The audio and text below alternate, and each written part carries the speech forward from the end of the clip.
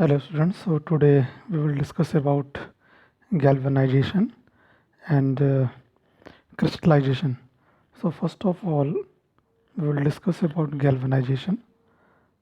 So galvanization is a process of coating of zinc over iron or any other metal.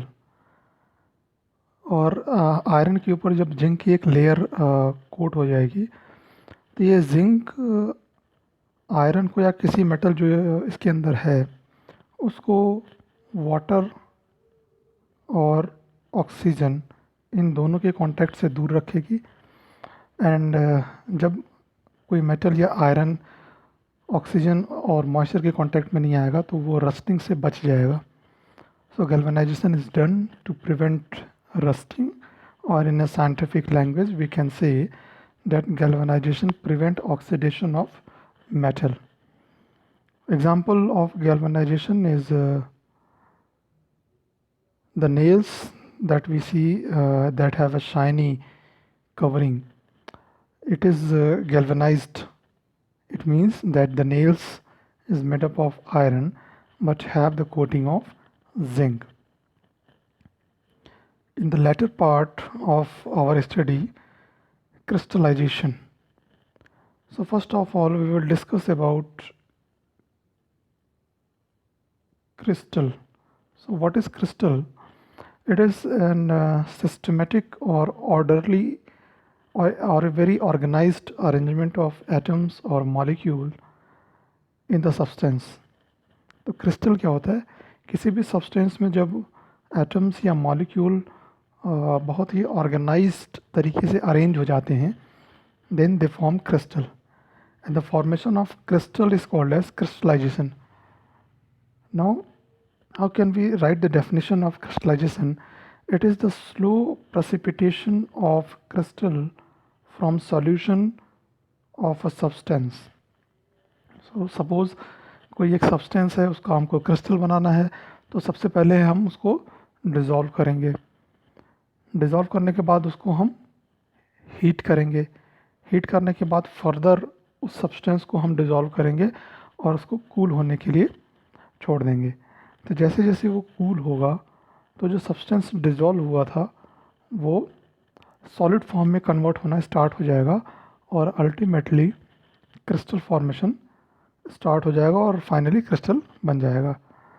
Now ये जो crystal है ये एक pure form है, इसमें कोई इम्प्योरिटी नहीं होगी. So crystallization is also referred to the solid liquid separation and purification of the solid.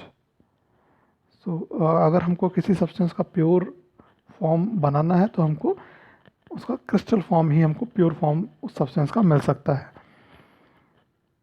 या फिर ये एक ऐसी टेक्निक है जिसमें मास ट्रांसफ़र होता है लिक्विड सॉल्यूशन से प्योर सॉलिड के फॉर्म में. ये इसको हम तीन तरीके से डिफ़ाइन कर सकते हैं. नाउ अब इसके बारे में समझते हैं कि ये होता कैसे है. तो एक कॉमन एग्जांपल देंगे जो घर में यूज़ होता है. एक ग्लास ऑफ वाटर हम लेते हैं और उसमें हम चीनी में डिज़ोल्व करते हैं उस पानी में. तो एक पॉइंट ऐसा आता है कि उसके बाद चीनी डिज़ोल्व होना बंद हो जाती है. That point is called as saturation. That point is called as saturation. And this saturation is the point at which liquid can maximally dissolve a substance. But ये जो saturation point है इसको हम बढ़ा सकते हैं. कैसे? By heating the water. तो जब भी हम वाटर को हीट करेंगे, गर्म करेंगे तो वो उसकी सॉल्युबिलिटी पावर बढ़ जाती है और वो आप नॉर्मल टेम्परेचर पे जो वाटर है वो जितना चीनी डिज़ोल्व कर सकता है, अगर हम उस वाटर को हीट कर देंगे तो वो अपने अंदर ज़्यादा चीनी को डिज़ोल्व करेगा. यही होता है क्रिस्टलाइजेशन में. जब सब्सटेंस ज़्यादा डिज़ोल्व हो जाता है उसके बाद जब हम उसको कूलिंग के लिए रख देते हैं तो जो सब्सटेंस एक्स्ट्रा डिज़ोल्व हुआ था वो वापस से सॉलिड फॉर्म में कन्वर्ट होना स्टार्ट हो जाता है और क्रिस्टल फॉर्मेशन कर देता है. In this diagram the process of crystallization is shown, and here copper sulfate CuSO4 is taken, जो कि ब्लू कलर का होता है सॉल्यूशन में, और इसको हम हीट करना स्टार्ट किए।